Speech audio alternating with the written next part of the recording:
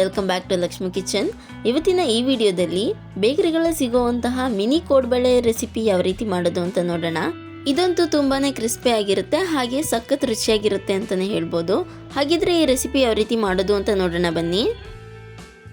ಮೊದಲನೇದಾಗಿ ಒಂದು ಪಾತ್ರೆಗೆ 1 ಕಪ್ ಆಗುವಷ್ಟು ಮೈದಾ ಹಿಟ್ಟನ್ನು ತಗೋಬೇಕು. ಹಾಗೆಯೇ 1.5 ಕಪ್ ಆಗುವಷ್ಟು ಅಕ್ಕಿ ಹಿಟ್ಟನ್ನ ತಗೋತಾ ಇದ್ದೀನಿ. ನಂತರ 1/4 ಕಪ್ ಆಗುವಷ್ಟು ಸಣ್ಣ ರವೆ, ಹಾಗೆಯೇ ಖಾರಕ್ಕೆ ಎಷ್ಟು ಬೇಕೋ ಅಷ್ಟು ಅಚ್ಚ ಖಾರದ ಪುಡಿ. ನಾನಿಲ್ಲಿ 1.5 ಟೇಬಲ್ ಸ್ಪೂನ್ ಆಗುವಷ್ಟು ತೊಗೊಂಡಿದ್ದೀನಿ. ನಂತರ 1/4 ಟೀ ಸ್ಪೂನ್ ಆಗುವಷ್ಟು ಜೀರಿಗೆ ಬದಲು ನೀವು ಸೋಂಪು ಕೂಡ ಹಾಕೋಬೋದು. ನಂತರ ನೀವು ರುಚಿಗೆ ತಕ್ಕಷ್ಟು ಉಪ್ಪನ್ನು ಸೇರಿಸ್ಕೊಳ್ಳಿ. ಹಾಗೆ 1/4 ಟೀ ಸ್ಪೂನ್ ಆಗುವಷ್ಟು ಅರಿಶಿನ ಪೌಡ್ರನ್ನ ಸೇರಿಸ್ಕೊಂಡು ಚೆನ್ನಾಗಿ ಮಿಕ್ಸ್ ಮಾಡ್ಕೋಬೇಕಾಗತ್ತೆ.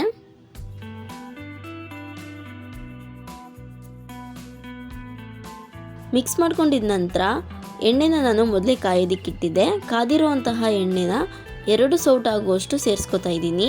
ಈ ರೀತಿ ಎಣ್ಣೆನ ಮೇಲೆ ಹಾಕೋದ್ರಿಂದ ತುಂಬಾ ಕ್ರಿಸ್ಪಿಯಾಗಿ ಬರುತ್ತೆ ಕೋಡ್ಬಳೆ. ಎಣ್ಣೆ ಹಾಕಿದ ನಂತರ ಬಿಸಿ ಇರುತ್ತೆ, ಹಾಗಾಗಿ 1 ಸ್ಪೂನ್ ಸಹಾಯದಿಂದ ನೀಟಾಗಿ ಮಿಕ್ಸ್ ಮಾಡ್ಕೋಬೇಕು. ಸ್ವಲ್ಪ ಹೊತ್ತು ತಣ್ಣಗಾದ್ಮೇಲೆ ಕೈಯಿಂದ ನೀಟಾಗಿ ಮಿಕ್ಸ್ ಮಾಡ್ಕೋಬೇಕಾಗತ್ತೆ. ನೀವು ಮಿಕ್ಸ್ ಮಾಡ್ಕೊಳ್ಳುವಾಗ ಹಿಟ್ಟನ್ನು ಒಂದ್ಸಲ ಉಂಡೆ ರೀತಿ ಕಟ್ಟಬೇಕು. ಅದು ಉಂಡೆ ರೀತಿ ಆಗ್ತಿದೆ ಅಂದರೆ ಕರೆಕ್ಟಾಗಿ ಪರ್ಫೆಕ್ಟಾಗಿ ಹದ ಬಂದಿದೆ ಅಂತ. ಅದಾದ ನಂತರ ಸ್ವಲ್ಪನೇ ನೀರನ್ನ ಸೇರಿಸ್ಕೊಂಡು ಚಪಾತಿ ಹಿಟ್ಟಿನ ಹದಕ್ಕೆ ನೀಟಾಗಿ ಕಲಿಸ್ಕೋಬೇಕಾಗತ್ತೆ. ಈ ಕೋಡ್ಬಳೆ ರೆಸಿಪಿನ ಇನ್ನೊಂದು ರೀತಿ ಕೂಡ ಮಾಡ್ತಾರೆ. ನಾವು ಹಾಕಿರುವಂತಹ ಹಿಟ್ಟನ್ನು ಒಂದ್ಸಲ ಚೆನ್ನಾಗಿ ಹುರ್ಕೊಂಡು ಆಮೇಲೆ ಕೂಡ ಮಾಡ್ತಾರೆ. ನಿಮ್ಗೆ ಯಾವ ಮೆಥಡ್ ಈಸಿ ಅನಿಸುತ್ತೋ ಆ ಮೆಥಡ್ನ ಫಾಲೋ ಮಾಡಿ. ನೋಡಿ, ಈಗ ಹಿಟ್ಟನ್ನ ಕಲಸಾಗಿದೆ. ನಿಮ್ಗೇನಾದರೂ ಟೈಮ್ ಇದ್ದರೆ ಈ ಹಿಟ್ಟನ್ನ ಒಂದು ಅರ್ಧ ಗಂಟೆಗಳ ಕಾಲ ನೆನೆಸ್ಬಿಟ್ಟು ಕೂಡ ಮಾಡ್ಕೋಬೋದು. ನಾನು ಕೂಡ ಏನು ನೆನೆಸಿಲ್ಲ, ಹಾಗೆ ಡೈರೆಕ್ಟಾಗಿ ನಿಮಗೆ ಮಾಡಿ ತೋರಿಸ್ತಾ ಇದ್ದೀನಿ.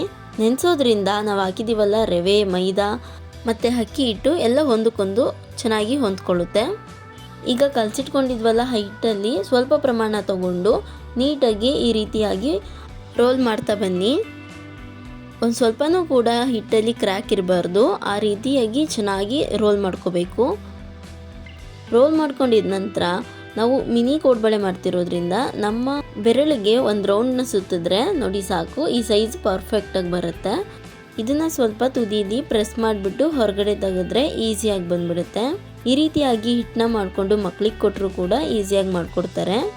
ಅಷ್ಟು ಈಸಿ ಈ ಕೋಡ್ಬಳೆ ರೆಸಿಪಿ ಮಾಡೋದು. ನೀವು ನೋಡ್ತಿರ್ಬೋದು, ನಾನೆಲ್ಲ ಹಿಟ್ಟನ್ನು ಈ ರೀತಿಯಾಗಿ ಮಾಡಿಟ್ಕೊಂಡಿದ್ದೀನಿ. ಈಗ ಕಾದಿರೋವಂತಹ ಎಣ್ಣೆಲಿ ಹಾಕಿ ಡೀಪ್ ಫ್ರೈ ಮಾಡಿಬಿಟ್ರೆ ಕೋಡ್ಬಳೆ ರೆಸಿಪಿ ರೆಡಿ ಆಗಿಬಿಡುತ್ತೆ. ಎಣ್ಣೆಗಾಗಿ ಡೀಪ್ ಫ್ರೈ ಮಾಡುವಾಗಲೂ ಕೂಡ ಸ್ವಲ್ಪ ಸ್ಟೆಪ್ಸ್ನ ಫಾಲೋ ಮಾಡಬೇಕಾಗತ್ತೆ. ಎಣ್ಣೆನ ಮೀಡಿಯಮ್ ಸೈಜಲ್ಲಿ ಇಟ್ಕೊಂಡು ಎಲ್ಲ ಕೋಡ್ಬಳೆಗಳನ್ನು ಹಾಕೋಬೇಕು. ನಾವು ಮಾಡಿಟ್ಕೊಂಡಿರುವಂತಹ ಕೋಡ್ಬಳೆಗಳನ್ನು ಎಣ್ಣೆಗೆ ಹಾಕಿದಾಗ ನೊರೆ ಬರಬೇಕು. ಈ ರೀತಿಯಾಗಿ ನೊರೆ ಬರ್ತಿದ್ರೆ ಎಣ್ಣೆ ಚೆನ್ನಾಗಿ ಕಾದಿದೆ ಅಂತ ಅರ್ಥ. ಹಾಗೆಯೇ ನೊರೆ ಕಂಪ್ಲೀಟಾಗಿ ಕೂಲ್ ಆಗಬೇಕು, ಆವಾಗ ಕೋಡ್ಬಳೆ ಕೂಡ ರೆಡಿಯಾಗಿದೆ ಅಂತ. ನೋಡ್ತಾ ಇರ್ಬೋದು, ನಾವು ಕೋಡ್ಬಳೆನ ಎಣ್ಣೆಗೆ ಹಾಕಿದಾಗ ಎಷ್ಟು ನೊರೆ ಬರ್ತಾಯಿತ್ತು, ಈಗ ಎಷ್ಟಾಗಿದೆ ಅಂತ. ಈ ರೀತಿಯಾಗಿ ನೊರೆ ಕಡಿಮೆ ಆಗಬೇಕು, ಅಲ್ಲಿವರೆಗೂ ಚೆನ್ನಾಗಿ ಬೇಯಿಸ್ಕೊಂಡ್ರೆ ಕೋಡ್ಬಳೆ ರೆಸಿಪಿ ರೆಡಿ ಆಗಿಬಿಡುತ್ತೆ. ತುಂಬಾ ಸಿಂಪಲ್ಲಾಗಿ ಸಂಜೆ ಹೊತ್ತು ಟೀ ಕಾಫಿ ಜೊತೆ ಒಂದು ಸ್ನ್ಯಾಕ್ಸ್ನ ರೆಡಿ ಮಾಡ್ಕೊಬಿಡ್ಬೋದು. ನೋಡಿ, ನಾನಿಲ್ಲಿ ಮುರಿದು ಕೂಡ ತೋರಿಸ್ತಾ ಇದ್ದೀನಿ. ತುಂಬಾ ಕ್ರಿಸ್ಪಿಯಾಗಿ ಸಖತ್ತಾಗಿರುತ್ತೆ. ಸೊ ನೋಡಿದ್ರಲ್ಲ, ಬೇಕರಿಗಳಲ್ಲಿ ಸಿಗೋವಂತಹ ಮಿನಿ ಕೋಡ್ಬಳೆ ರೆಸಿಪಿ ಯಾವ ರೀತಿ ಮಾಡೋದು ಅಂತ. ಈ ವಿಡಿಯೋ ನಿಮಗೆ ಇಷ್ಟ ಆಗಿದ್ದರೆ ಲೈಕ್ ಮಾಡಿ, ಶೇರ್ ಮಾಡಿ ಆ್ಯಂಡ್ ಕಮೆಂಟ್ ಮಾಡಿ. ಮತ್ತಷ್ಟು ಹೆಚ್ಚಿನ ರೆಸಿಪಿ ವಿಡಿಯೋಗಳಿಗಾಗಿ ನಮ್ಮ ಚಾನಲ್ನ ಸಬ್ಸ್ಕ್ರೈಬ್ ಮಾಡ್ಕೊಳ್ಳಿ. Thank you for watching.